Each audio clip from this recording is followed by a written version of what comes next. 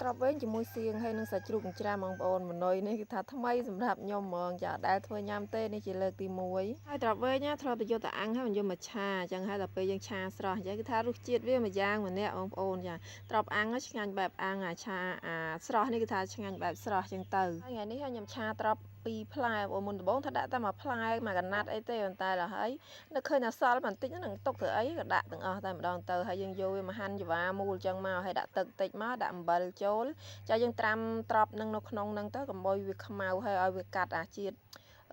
ហាងបងប្អូនជាតិខាត្រប់ហើយក៏មានស្លឹកខ្ទឹមនេះ3 4ដើមមកចាហាន់វារៀងវែងៗអញ្ចឹងតិចមកយើងទុករោយពីលើមានម្ទេសអីដាក់បដែតមកចង់ហិលគឺថាហាន់វាខ្លីៗទៅតែខ្ញុំអត់ហាន់ទេចាខ្ញុំដាក់បដែតហើយសាច់ជ្រូកនេះយើងយកមកច្រាំកុំឲ្យម៉ត់ពេកហើយសៀងនេះខ្ញុំប្រើសៀងផ្អែមចាមានខ្ទឹមសមានអីចឹងទៅចាដូចឆាយើងទូទៅចាមុនដំបូងគឺបំពងខ្ទឹមអីហ្នឹងឲ្យវាឡើងឈ្ងុយតិចមកដាក់ស្ករត្នោតចូលហើយចំពោះស្ករនេះយើងកូរវាឲ្យឡើងក្រហមហើយឈ្ងុយឡើងល្អមកដាក់សាច់ចូលហើយខ្ញុំកូរវាជាមួយសាច់មួយស្ករហ្នឹងគឺថាឲ្យឡើងដាច់ទឹកព្រៃចាស់គឺថាសាច់យើងឡើងឈ្ងុយមែនតែនហើយដាក់សៀងចូល2ស្លាបព្រាចាខ្ញុំយកតែសៀងទេខ្ញុំអត់យកទឹកទេចាយើងកូរឆាជាមួយគ្នាណាឲ្យឡើងឈ្ងុយហើយថែម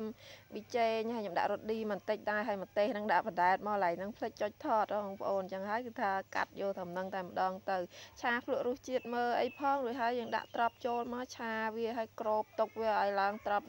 រៀងតុនមកគឺថារួចរាល់ហើយភ្លក់មកល្មមមកដាក់ស្លឹកខ្ទឹមគឺជាការស្រេចចាត្រឡប់មកហើយចាបងប្អូនបើចូលចិត្តវីដេអូនេះជួយ follow page like share អ្នកមួយផងដើម្បីទទួលបានវីដេអូថ្មីជារៀងរាល់ថ្ងៃហើយខ្ញុំក៏មាន channel YouTube ដែរចាឈ្មោះមុំ KH ដូចគ្នាអញ្ចឹងណាចាអរគុណច្រើនបាយបាយជំរាបលា